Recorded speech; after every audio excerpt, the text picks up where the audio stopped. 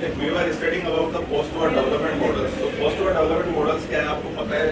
Second world war जो 1939 से 1945 के बीच में हुआ था पूरे वर्ल्ड में, उसके बाद जब वॉर ओवर हो गया उसके बाद डिफरेंट ग्रुप्स बन गए थे। एक कोल्ड वॉर स्टार्ट हो गया था। कोल्ड वॉर इसके पीछे यूएसएसआर और यूएस के बीच में, जो यूएस के अलाइज हैं और जो यूएसएसआर के अलाइज हैं, उनके बीच में कोल्ड वॉर स्टार्ट हो गया। तो कोल्ड वॉर क्या होता है कि उसके अंदर वो रियल सेंस में वो आमने सामने आके फ्रंट्स में बैटल नहीं करते हैं, वॉर नहीं करते हैं, बट एक वो बैकग्राउंड में चलता है। वी आर पॉलिटिक्स और वी आर टैक्टिक्स, ठीक है, कि मैं ये स्ट्रेटेजी लगाऊंगा, मैं ये करूंगा, ठीक है। तो यूएस अपना लगाता था, रशिया अपना लगाता था कि मुझे इन कंट्रीज को अपने साथ लेके आना है। यूएस उनको अलग एक लालच दे रहा है कि हमें ये करना है, हम वैसे कर देंगे। तो हम पोस्ट-वॉर डेवलपमेंट मॉडल के बारे में पढ़ रहे थे, तो इनमें से बहुत सारे मॉडल्स को हम देख चुके हैं, जिसमें सबसे पहला था हमारा कौन सा, मार्केट मॉडल्स और कैपिटल मॉडल।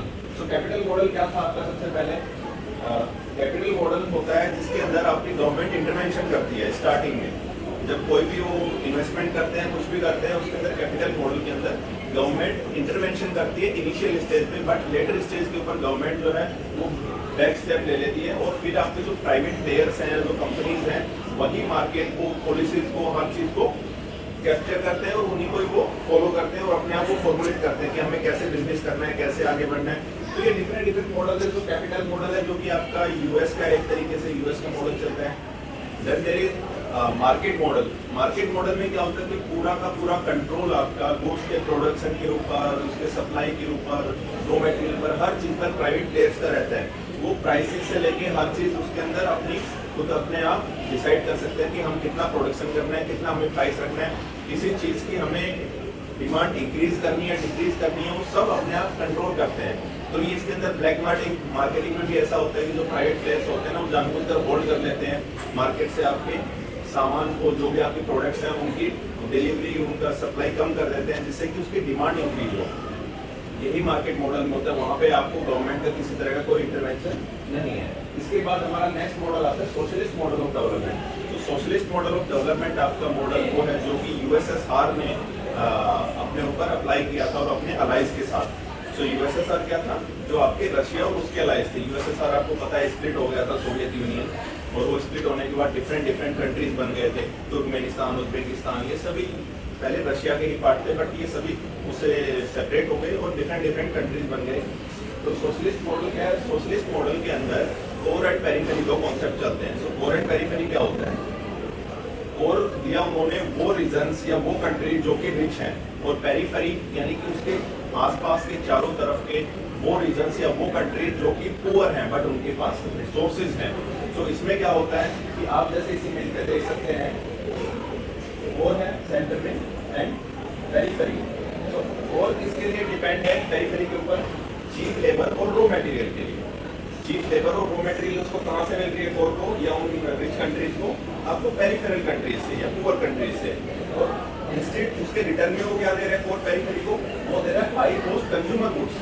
जैसे कि ब्रिटिशर्स ने इंडिया के साथ किया था, यहाँ से सारा रॉ मटेरियल लेके ब्रिटेन में चले गए, यूरोप में चले गए, कॉटन लेके गए, कर क्या रहे हैं, यहाँ से रॉ मटेरियल लेके जा रहे हैं, वहाँ पे उसको मैन्युफैक्चर कर रहे हैं, प्रोसेस कर रहे हैं, ठीक है, और उसको फाइनल एक उसका फिनिश प्रोडक्ट बनाकर वापस इंडिया के अंदर एक्सपोर्ट कर रहे हैं वहाँ से। और फिर इंडियंस को क्या हो रहा है कि वही जो गुड जो हमें बहुत कॉस्ट इफेक्टिव होता था, वही गुड हमें वहाँ पर बहुत ज़्यादा हैवी कॉस्ट में मिल रहा है। और इसीलिए हमारे स्वदेशी आंदोलन वगैरह इसीलिए स्टार्ट हुए थे।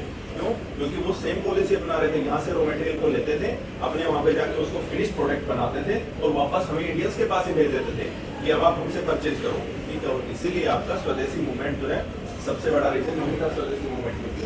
तो इसमें बहुत सारी तरीके ये है।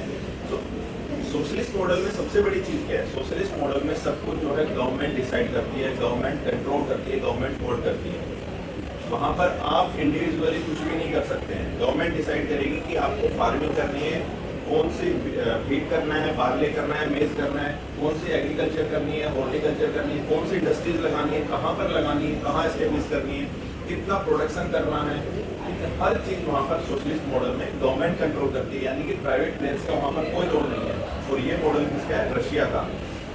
इसके बाद आ जाता है वेलफेयर मॉडल, सोशलिस्ट मॉडल के बाद। सो वेलफेयर मॉडल इज मोर और लेस लाइक इंडियन मॉडल, जैसे कि हमारे देश का मॉडल है, जिसमें क्या होता है कि हम लोगों की वेलबींग की तरफ देखते हैं।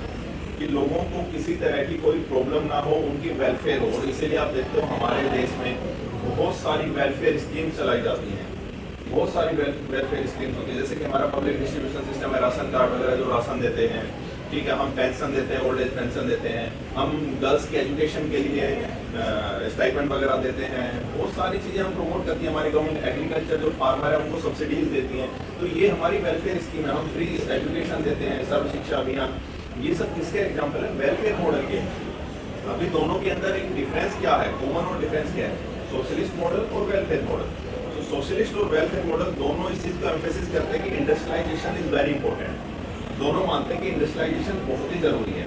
वहाँ पर गवर्नमेंट कंट्रोल कर रही है, यहाँ पर गवर्नमेंट भी कर रही है इंडस्ट्रियलाइजेशन, साथ में आपके प्राइवेट प्लेयर्स भी कर रहे हैं। इंडिया में आप देख सकते हैं गवर्नमेंट की भी है, कोल इंडिया लिमिटेड है, ONGC है, और हमारी प्राइवेट कंपनीज है, रिलायंस इंडस्ट्रीज है, अडानी इंडस्ट्रीज हैं, बहुत सारे हैं, टाटा इंडस्ट्रीज हैं, ठीक है। तो ये दोनों कंट्रोल कर रही है। दोनों एजुकेशन पे भी एम्फेसिस करते हैं कि एजुकेशन इज वेरी इंपॉर्टेंट। दोनों हेल्थ पर भी फोकस करते हैं कि हेल्थ सेक्टर हमारा बहुत अच्छा होना चाहिए, लोगों को हेल्थ की फैसिलिटीज मिलनी चाहिए। ये सभी कॉमन चीज़ें हैं दोनों में, बट डिफरेंस क्या है? डिफरेंस आ जाता है दोनों के अंदर कि आपका जो वेलफेयर मॉडल है वो इंश्योर करता है सिविक और पॉलिटिकल राइट्स को भी। आपके सिविक राइट्स जो हैं और आपके जो पॉलिटिकल राइट्स हैं उनको भी आपका वेलफेयर मॉडल क्या करता है? इंश्योर करता है, जो कि आपका सोशलिस्ट मॉडल नहीं करता है।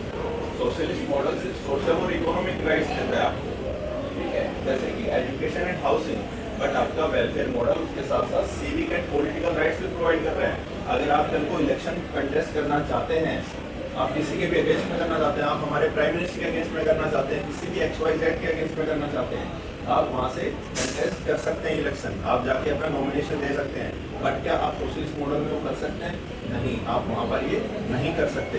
तो ये इन दोनों के बीच में बेसिक डिफरेंस है कि सिविक और पॉलिटिकल राइट हमारे वेलफेयर मॉडल में ही होते हैं, जो कि हमारा इंडिया अपने आप पर अप्लाई करता है और जिस चीज़ को फॉलो करता है।